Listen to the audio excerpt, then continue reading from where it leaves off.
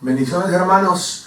Hoy estamos recordando la crucifixión de nuestro Señor Jesucristo, que vino a morir y a darnos salvación a nuestras almas. Cantemos el canto en el monte Calvario.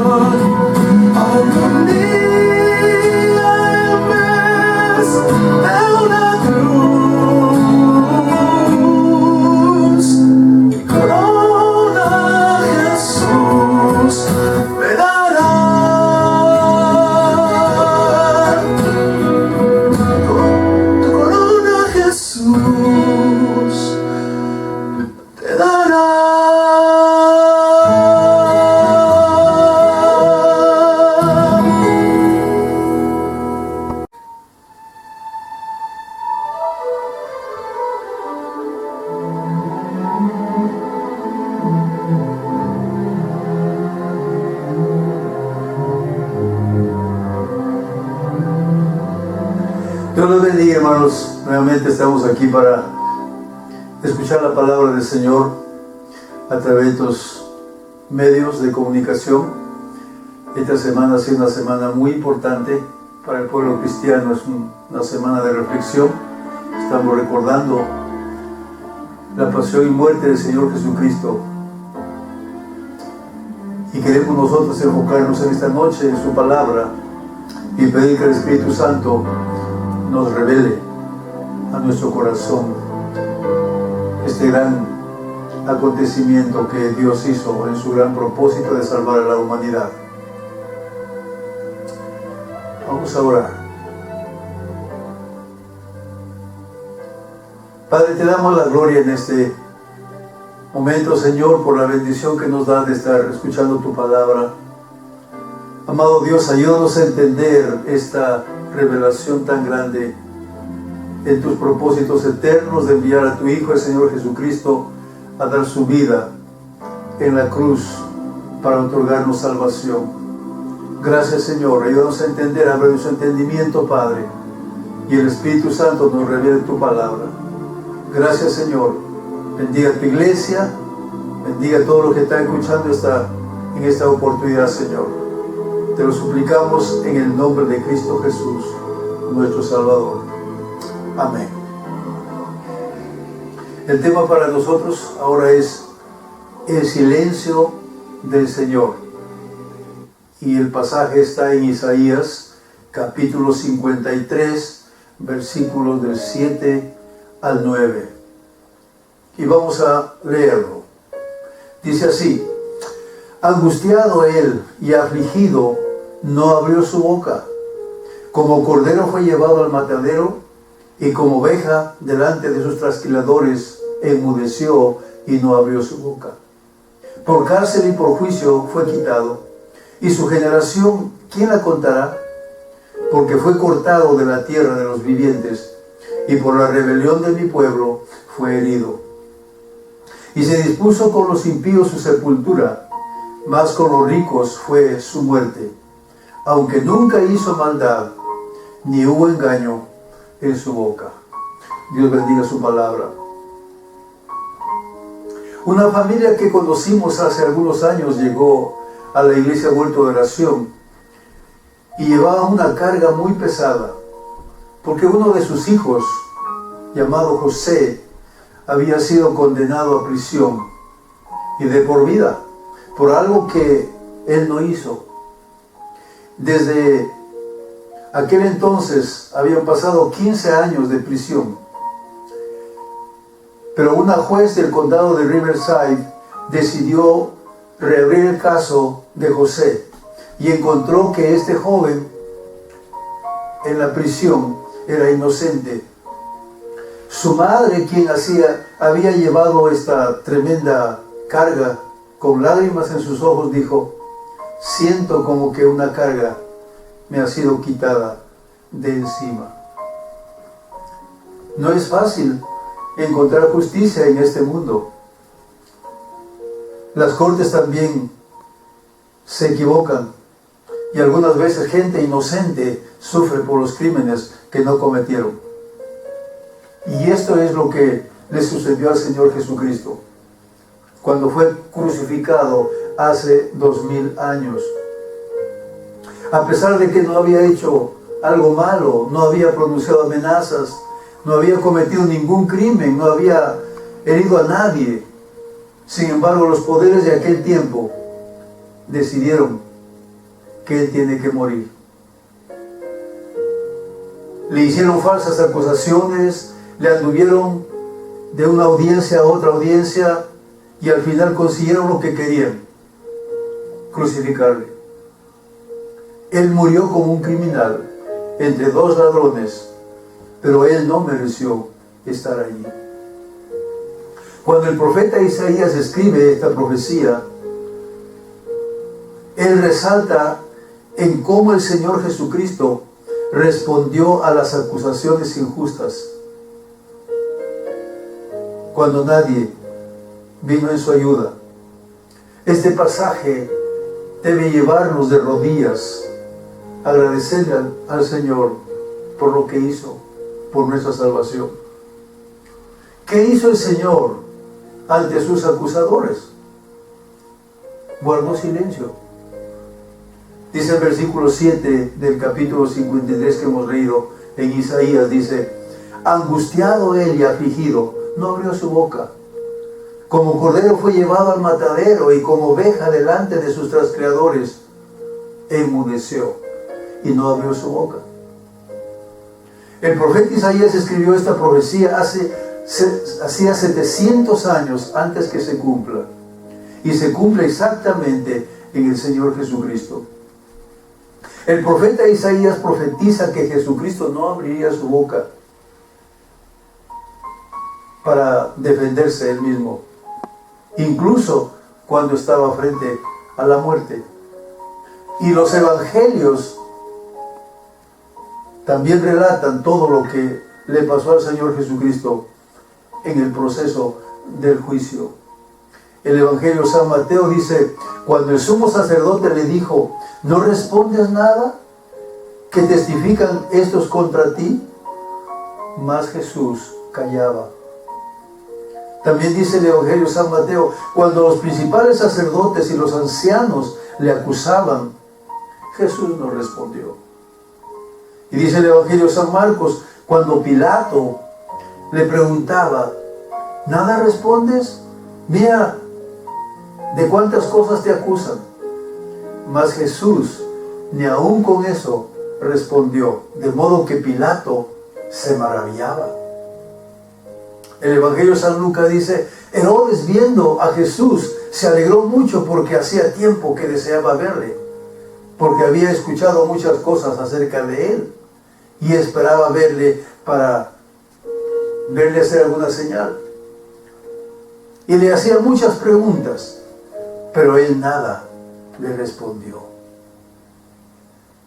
Cuando Jesús se presentó delante de Pilato, delante de Caifás, él no se defendió a sí mismo, no explicó nada. En el caso de Caifás ya estaba hecho, estaba en contra de Jesús, él quería matarlo. Pero en el caso de Pilato, la situación era diferente. Pilato estuvo confundido acerca de la identidad del Señor Jesucristo. Así que Jesús habló con Pilato en forma limitada. Solo habló lo necesario para forzarle a Pilato a hacer una decisión. Y una vez que Pilato supo la verdad de que Jesús era inocente, el Señor no tuvo más que decirle a Pilato. Este pasaje tomó también el apóstol Pedro para animar a los cristianos del primer siglo que estaban dispersos, perseguidos por causa de su fe.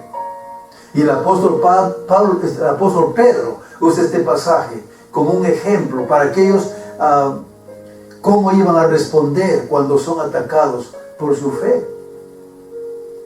Y dice aquí en 1 Pedro capítulo 2, versículo 21,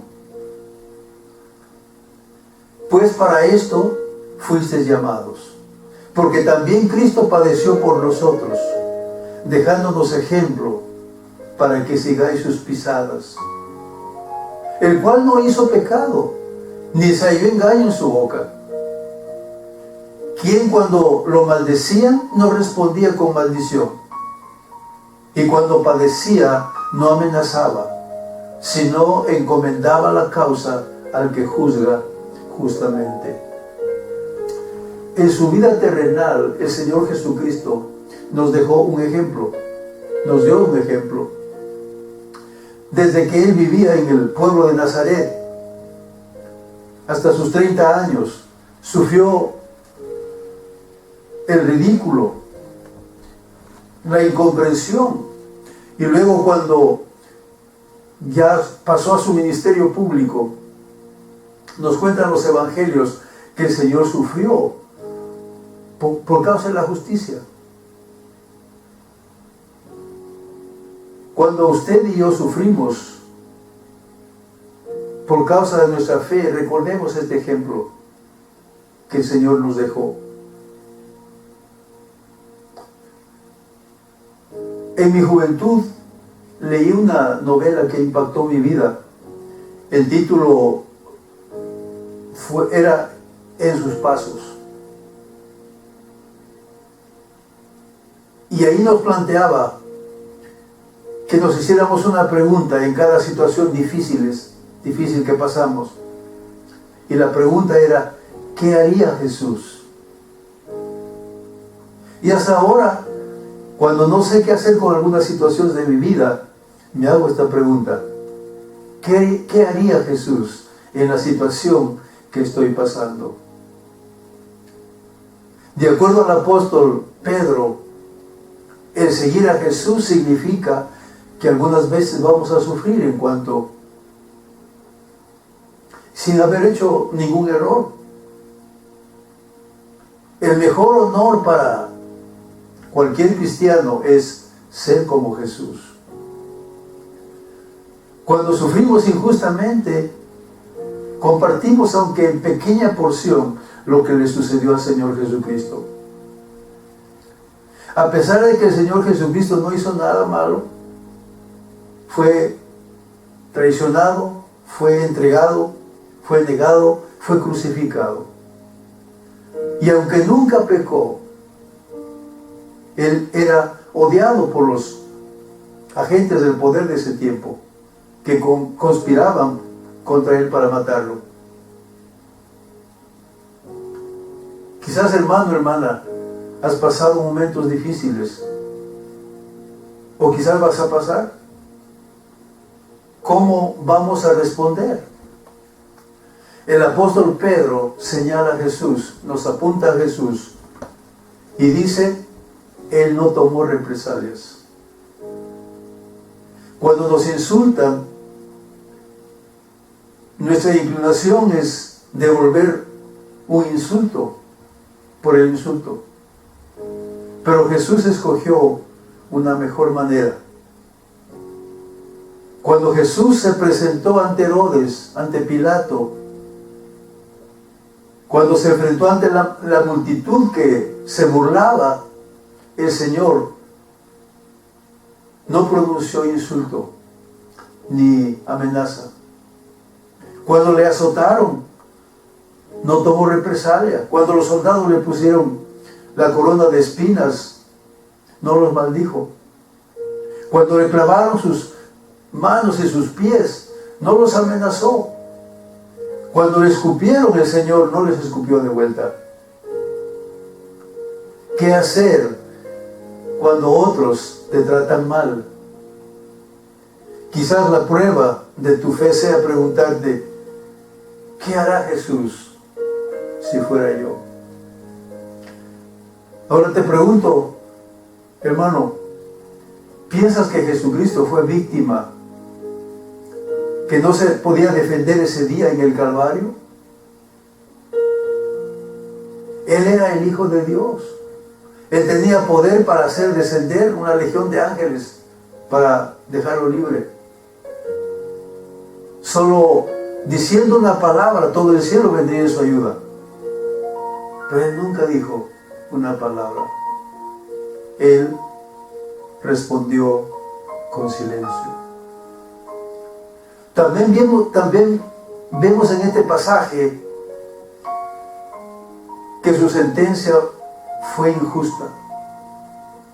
Dice el versículo 8 del capítulo 53 que hemos leído en Isaías: por cárcel y por juicio fue quitado, y su generación, ¿quién la contará?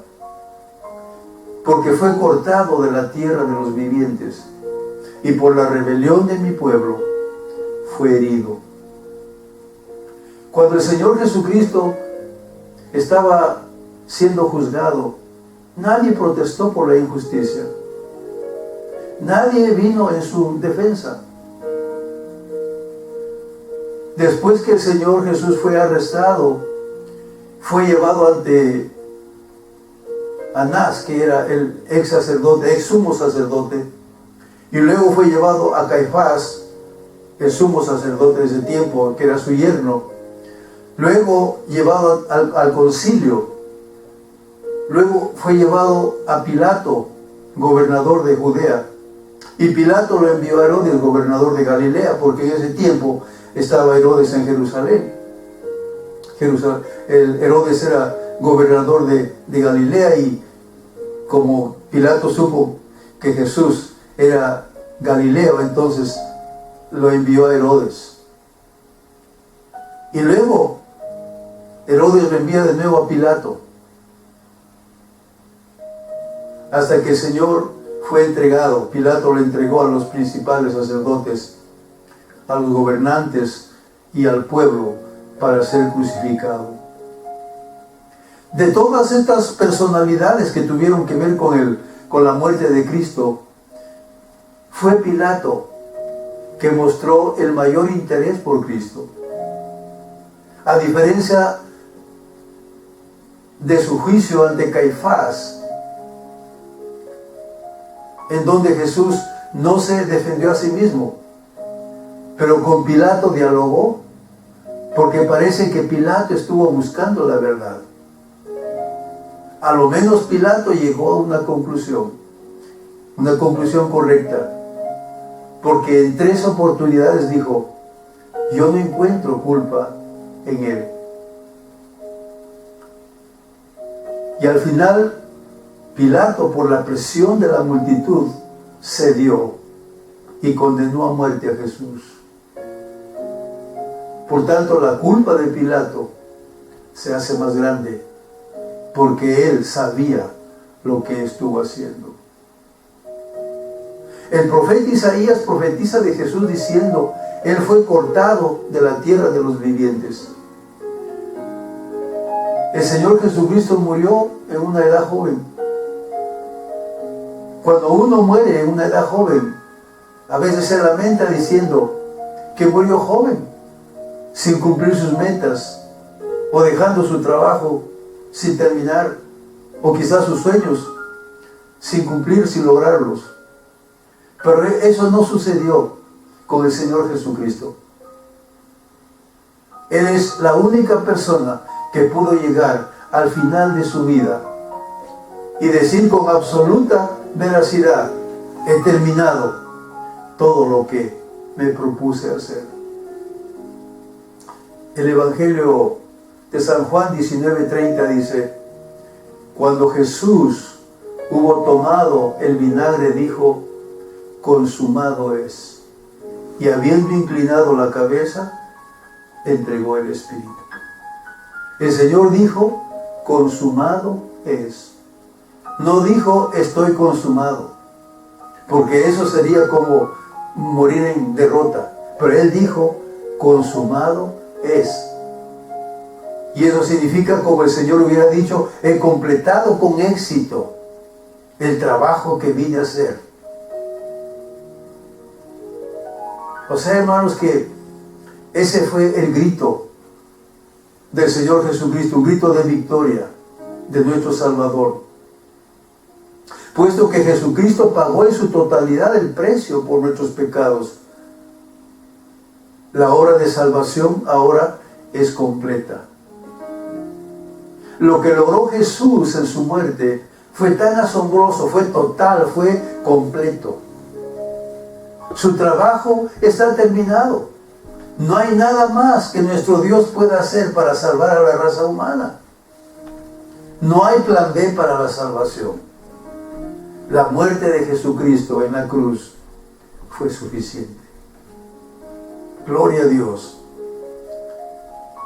Luego también en este pasaje que hemos leído en el versículo 9, vemos que su tumba fue especial. Dice el versículo 9: y se dispuso con los impíos su sepultura, mas con los ricos fue en su muerte. Aunque nunca hizo maldad, ni hubo engaño en su boca. Cuando el profeta Isaías escribe esta profecía, posiblemente se habrá preguntado, ¿no? Porque la profecía es una revelación de Dios. Él escribía 700 años antes. Él se habrá preguntado cuando escribía: pues los malos y los ricos terminan en diferentes lugares.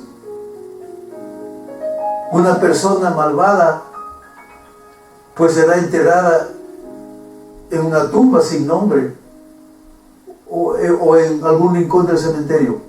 Pero un rico se le entierra en lugares visibles, con inscripciones, con ornamentos. Por lo menos esa es la costumbre que tenemos en la sociedad. Entonces, ¿cómo sería contado Jesús tanto con los malvados y con los ricos en su entierro? Un autor dice: Jesucristo fue contado entre los pecadores en la siguiente manera. Cuando Barrabás, un criminal, fue puesto en libertad y Jesucristo murió en su lugar, ahí fue contado entre los malvados. Cuando Jesucristo murió entre los delincuentes, entre los ladrones, allí en el monte Calvario, ahí el Señor está contado entre los malvados. Cuando el Señor se hizo pecado por nosotros en la cruz, Él dice en el versículo 6, Jehová cargó en Él el pecado de todos nosotros. Aunque Jesús vivió una vida sin pecado, pero Jesús murió por nuestros pecados y por lo tanto fue contado con los impíos. Pero ¿dónde estaba enterrado? En una tumba prestada de un hombre rico llamado José de Arimatea, que era también un hombre miembro del concilio de Jerusalén, un hombre recto, justo, bueno, que esperaba el reino de Dios. Esta profecía fue dada por el profeta Isaías, como dijimos, 700 años antes, y se cumplió a cabalidad en el Señor Jesucristo. Jesucristo, como hombre, era puro, era santo, era perfecto. Y a pesar de ser tentado tan fuertemente con el diablo, Él nunca cedió al pecado. Pero Él fue crucificado por nuestros pecados. La Biblia dice en Romanos 5:8, mas Dios muestra su amor para con nosotros, en que siendo aún pecadores, Cristo murió por nosotros. Mire esta frase, en que siendo aún pecadores, Cristo murió por nosotros. No murió por nosotros en que siendo miembros de la iglesia, o en que siendo buenas personas. Él murió por nosotros cuando nosotros estuvimos perdidos en nuestros pecados, anduvimos lejos de Dios. Él murió por nosotros. Él nos redimió. Él nos compró. El Señor Jesucristo entró al mercado de los esclavos. Y ahí estuvimos, tú y yo, encadenados con nuestro anuncio que decía lo que somos. Pero al Señor Jesucristo no le importó lo que habíamos hecho o lo que somos. Él pagó el precio, soltó las cadenas y nos dio libertad. Gloria a Dios.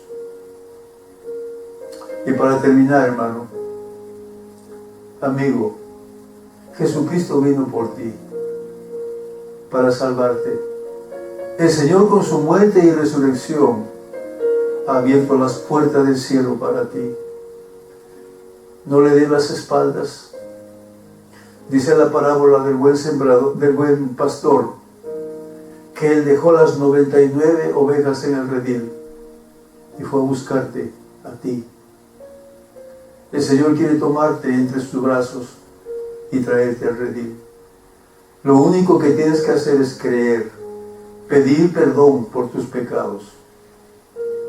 El Señor dice, venid a mí todos los que estáis trabajados y cargados, que yo os haré descansar.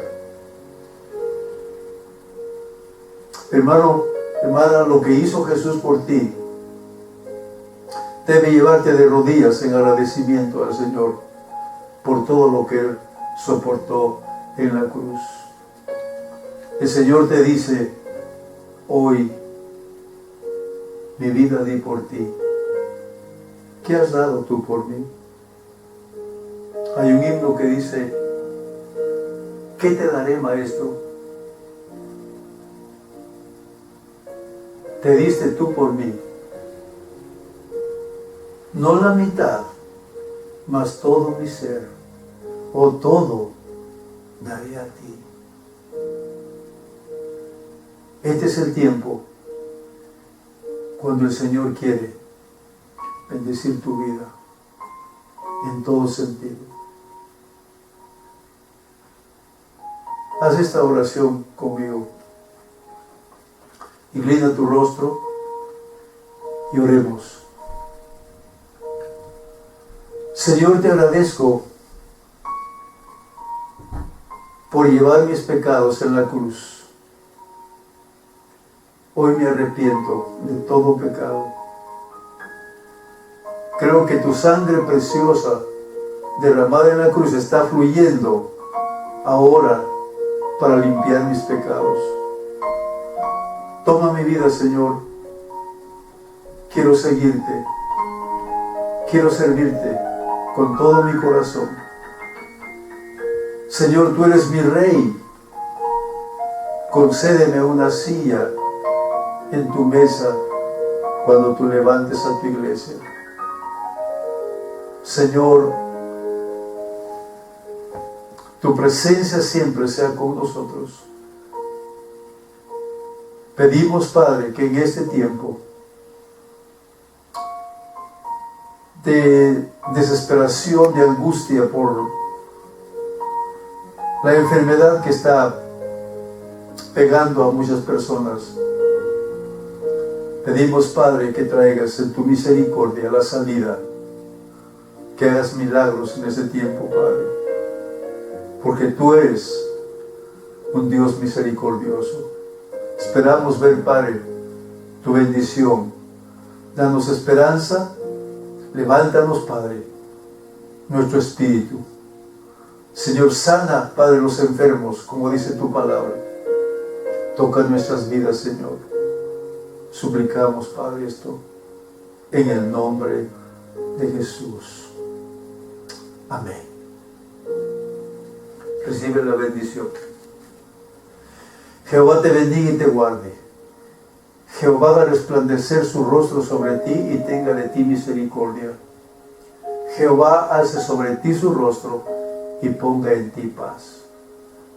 El amor de Dios, la gracia del Señor Jesucristo y la comunión del Espíritu Santo sea con la iglesia del Señor. Bendiciones.